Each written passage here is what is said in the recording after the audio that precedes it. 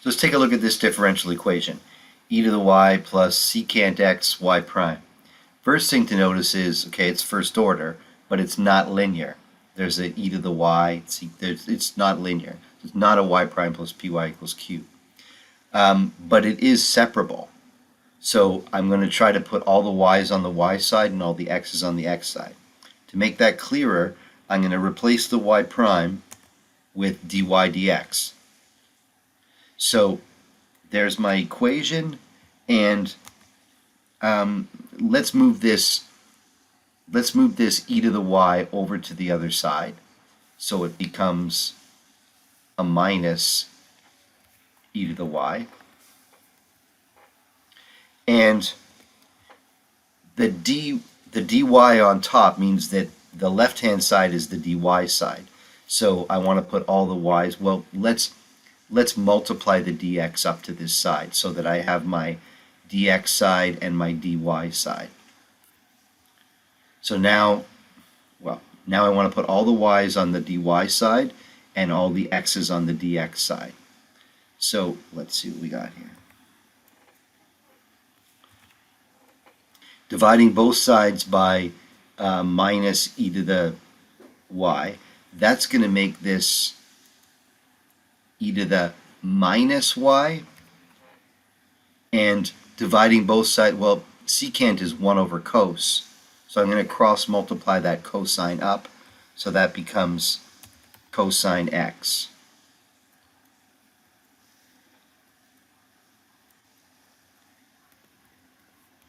So now I've got all my y's on the y side and all my x's on the x side.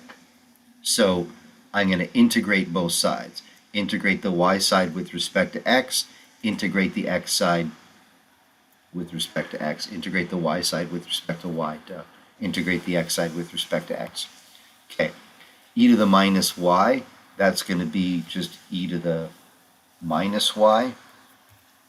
If I differentiate that, the minus sign comes out with the chain rule. So there's the y side integrated with respect to y.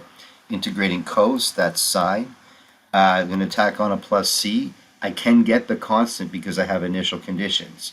So when I make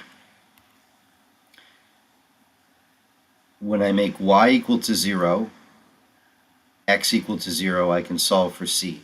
E to the 0 is 1. Sine of 0 is 0, so it looks like c is equal to 1. So let's replace that 1. So here is my implicit solution. If I wanted the explicit solution, I could solve this for y. If it just said solve, I would just leave it. But if it said solve for the explicit solution, I would take the ln of both sides.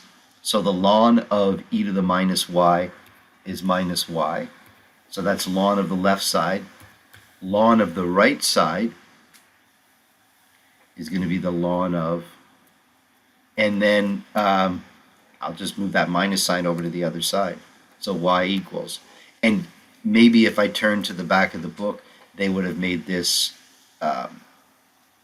taken this minus 1 as an exponent, put it inside, and they might have written this as ln of bracket to the minus 1, or even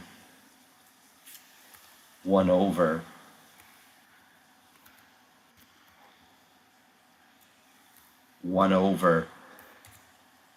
sine x plus 1.